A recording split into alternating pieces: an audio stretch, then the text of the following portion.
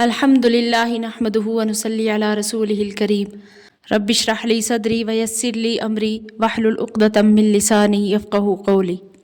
سورہ نساء کی اس آیت میں تمام مسلمانوں کو عدل و انصاف پر قائم رہنے اور سچی گواہی دینے کی ہدایت کی گئی ہے، اور جو چیزیں انصاف کے قائم کرنے یا سچی گواہی میں رکاوٹ ہو سکتی ہیں ان کو نہایت بلیغ انداز میں دور کیا گیا ہے۔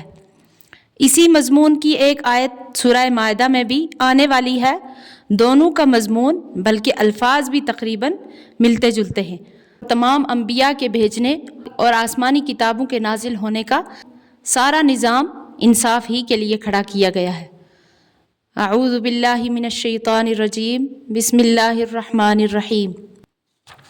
یا ایہا الذین آمنوا، اے ایمان والو، کونوا قوامین بالقسط، قائم رہو انصاف پر، شہداء للہ، گواہی دو اللہ کی طرف سے، ولو علی انفسکم، اگرچہ نقصان ہو تمہارا، او الوالدین والاقربین، یا ماں باپ کا یا قرابت والوں کا۔ تو آیت میں فرمایا کونوا قوامین بالقسط، قسط یہ قاف کے زیر کے ساتھ ہے جس کے معنی ہے عدل و انصاف، اور عدل و انصاف کی حقیقت یہ ہے کہ ہر حق والے کا حق پورا ادا کیا جائے۔ اس کے عموم میں اللہ تعالیٰ کے حقوق بھی داخل ہیں اور سب قسم کے انسانی حقوق بھی داخل ہیں۔ اس لیے قیام بالقسط کے مفہوم میں یہ بھی داخل ہے کہ کوئی کسی پر ظلم نہ کرے، اور یہ بھی داخل ہے کہ ظالم کو ظلم سے روکا جائے، مظلوم کی مدد کی جائے، اور یہ بھی داخل ہے کہ ظالم کو ظلم سے روکنے اور مظلوم کا حق دلوانے کے لیے شہادت کی ضرورت پیش آئے تو شہادت سے گریز نہ کیا جائے، اور یہ بھی داخل ہے کہ شہادت میں حق اور حقیقت کا اظہار کیا جائے، خواہ وہ کسی کے موافق پڑے یا مخالف پڑے۔ تو یہ بھی داخل ہے کہ جن لوگوں کے ہاتھوں میں حکومت اور انتظام ہے، جب دو فریق کا کوئی مقدمہ ان کے سامنے پیش ہو تو فریقین کے ساتھ برابری کا معاملہ کریں، کسی ایک طرف کسی کا میلان نہ ہونے دے، گواہوں کے بیانات غور سے سنیں، معاملہ کی تحقیق میں اپنی پوری کوشش خرچ کریں، پھر فیصلہ میں پورے عدل و انصاف کا معاملہ رکھیں۔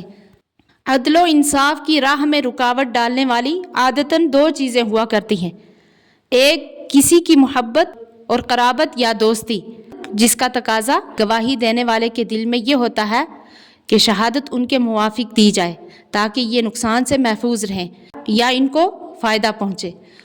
دوسری چیز کسی کی دشمنی ہے جو گواہی دینے والے کو اس خلاف شہادت پر آمادہ کر سکتی ہے۔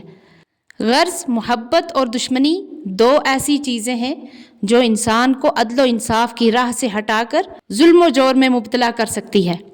اس آیت میں رشتہ داری اور تعلق کی رکاوٹ دور کرنے کی ہدایت فرمائی گئی ہے۔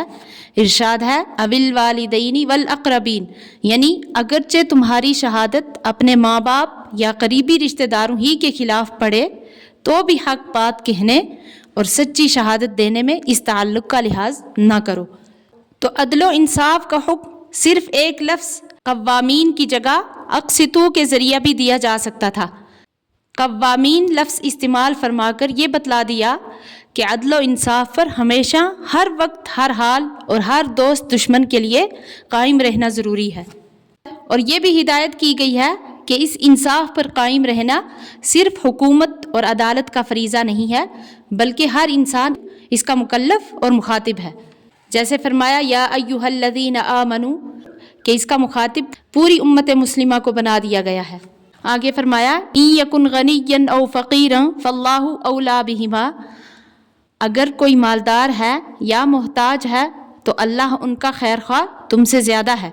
یعنی گواہی کے وقت یہ خیال نہ کرو کہ جس کے مقابلہ میں ہم گواہی دے رہے ہیں یہ امیر ہے، اس کو نفع پہنچانا چاہیے تاکہ اس سے بے مروتی نہ ہو، یا یہ کہ یہ غریب ہے اس کا کیسے نقصان کر دیں۔ تم گواہی دینے میں کسی کی امیری غریبی یا نفع نقصان کو نہ دیکھو۔ وَلَا تَتَّبِعُوا الْهَوَىٰ أَن تَعْدِلُوا، پس تم پیروی نہ کرو دل کی خواہش کی انصاف کرنے میں۔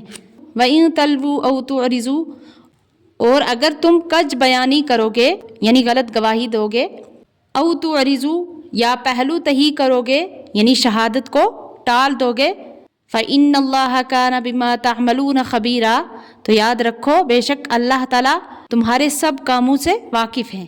جیسا کہ اس سے پہلے فرمایا وَلَوْ عَلَىٰ أَنفُسِكُمْ، اس میں یہ ہدایت فرما دی کہ انصاف کا مطالبہ صرف دوسروں ہی سے نہ ہو بلکہ اپنے نفس سے بھی ہونا چاہیے۔ اپنے دل کے خلاف کوئی بیان یا اظہار کرنا پڑے تو بھی حق اور انصاف کے خلاف کچھ نہ بولے، اگرچہ اس کا نقصان خود اٹھانا پڑ جائے، کیونکہ یہ نقصان تھوڑا اور عارضی ہے، اور جھوٹ بول کر اس کی جان بچا لی گئی تو قیامت کا شدید عذاب اپنی جان کے لیے خرید لیا۔